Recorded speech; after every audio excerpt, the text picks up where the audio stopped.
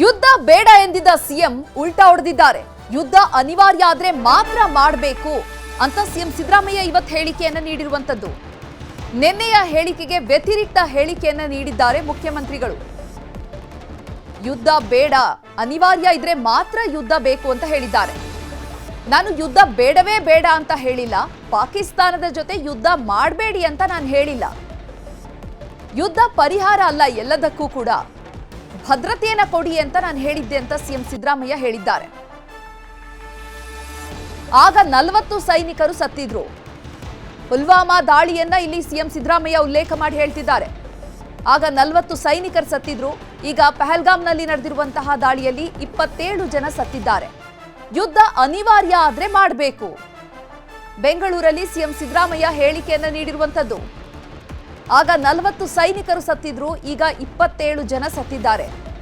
ಯುದ್ಧ ಅನಿವಾರ್ಯ ಆದ್ರೆ ಮಾಡ್ಲಿ, ಯುದ್ಧವನ್ನ ನಾವು ವಿರೋಧ ಮಾಡ್ತಾ ಇಲ್ಲ, ಭದ್ರತಾ ದೃಷ್ಟಿಯಿಂದ ಹೇಳ್ತಾ ಇರುವಂತದ್ದು. ಯುದ್ಧ ಬೇಡ ಅಂತ ಹೇಳಿದಂತಹ ಸಿದ್ದರಾಮಯ್ಯ ಈಗ ಉಲ್ಟಾ ಹೊಡೆದಿದ್ದಾರೆ. ನಿನ್ನೆ ಹೇಳಿದ್ರು ಯುದ್ಧ ಅಗತ್ಯ ಇದ್ರೆ ಮಾತ್ರ ಮಾಡ್ಲಿ ಅಂತ. ಇವತ್ತು ಯುದ್ಧನ ನಾವು ಬೇಡ ಅಂತ ಇಲ್ಲ, ಯುದ್ಧ ಮಾಡೋದಿದ್ರೆ ಮಾಡ್ಲಿ ಅನ್ನುವಂತಹ ರೀತಿಯಲ್ಲಿ ಸಿಎಂ ಸಿದ್ದರಾಮಯ್ಯ ಹೇಳಿಕೆಯನ್ನ ನೀಡಿದ್ದಾರೆ.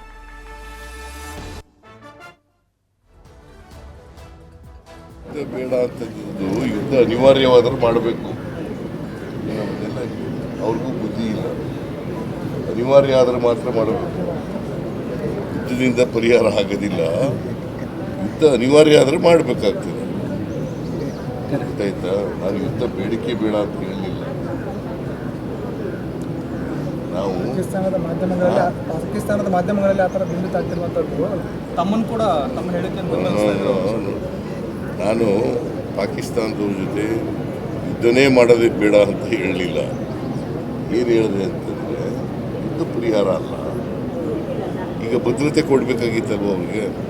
ಅಲ್ಲಿಗೆ ಬೇಕಾದಷ್ಟು ಜನ ಪ್ರವಾಸಿಗರು ಹೋಗ್ತಾರೆ ಕಾಶ್ಮೀರ. ಭದ್ರತೆ ಕೊಡಬೇಕಾಗಿರೋದು ಯಾವ ಜವಾಬ್ದಾರಿ? ಕೇಂದ್ರ ಸರ್ಕಾರದ. ಅದು ವೈಫಲ್ಯ ಇದೆ ಅಂತ ಹೇಳಿದ್ದೀನಿ. 26 ಜನ ಸತ್ತು ಹೋಗಿದ್ದಾರೆ. 40 ಜನ ಸೈನಿಕರು ಸತ್ತಿದ್ರು ಅದೇ ಜಿಲ್ಲೆನಲ್ಲಿ. ಸೊ ಅದಕ್ಕೆ there is a failure of the intelligence